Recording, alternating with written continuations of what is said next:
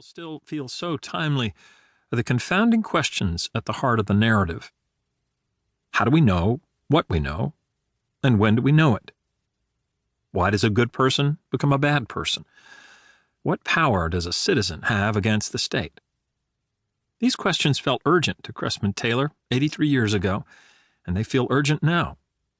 In 2015 in Iowa City, I taught Ellison's Invisible Man, which was published in 1952.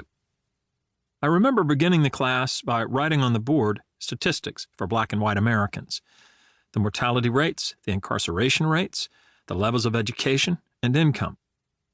The inequities Ellison had addressed were still, sadly, very much with us. After class, I went out to dinner with my students, black, Asian, Hispanic, and white, all of us sitting around the table. Despite what I'd written on the board, I found myself thinking how fortunate we were to live in a time and place where we could work and talk as equals.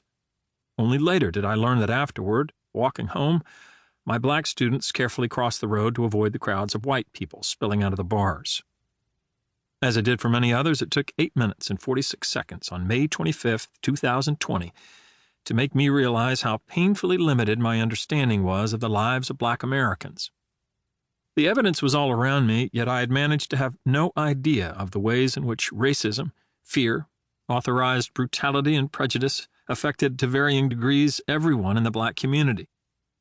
When I went to investigate my mother's claim that the adults around her were ignorant of the camps, I discovered that on June 25, 1942, the Daily Telegraph in London published a story with the headline, "Germans Murder 700,000 Jews in Poland."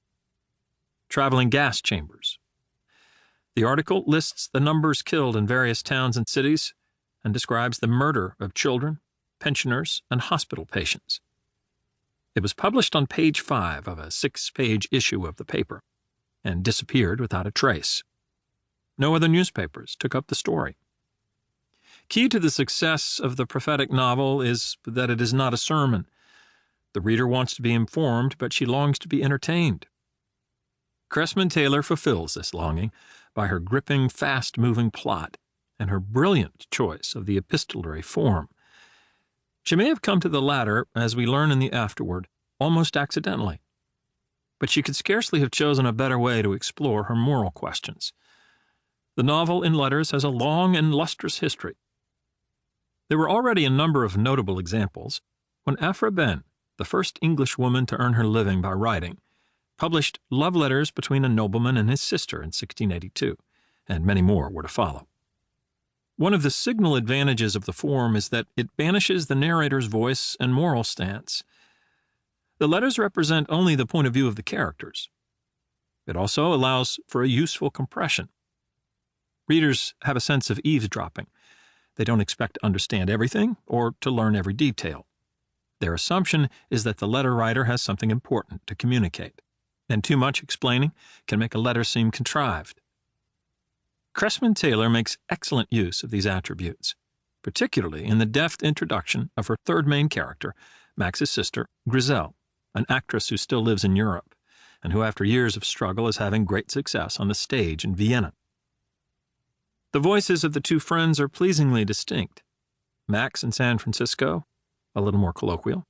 Martin in Munich, a little more formal. But at the beginning of the novel they seem united in their attitudes. Max describes himself as selling the paintings Martin is sending over from Germany at an appalling profit, and delights in getting an indecent price for an ugly Madonna from old Mrs. Fleischmann. "You speak of the poverty there," he writes. "Conditions have been bad here this winter, but of course we have known nothing of the privations you see in Germany." From the 30-room house he's been able to buy so cheaply, Martin responds, "The old despair has been thrown aside like a forgotten coat. No longer do the people wrap themselves in shame. They hope again." The bad Jew-baiting, he writes, is only the little surface scum when a big movement boils up. For many of Kressmann Taylor's contemporary readers, these words would have held no irony. A few years after Address Unknown appeared, she went on to write a second novel, Day of No Return. It was based on interviews with a theological student who had been forced to flee Germany because he opposed Hitler's takeover of the Lutheran Church.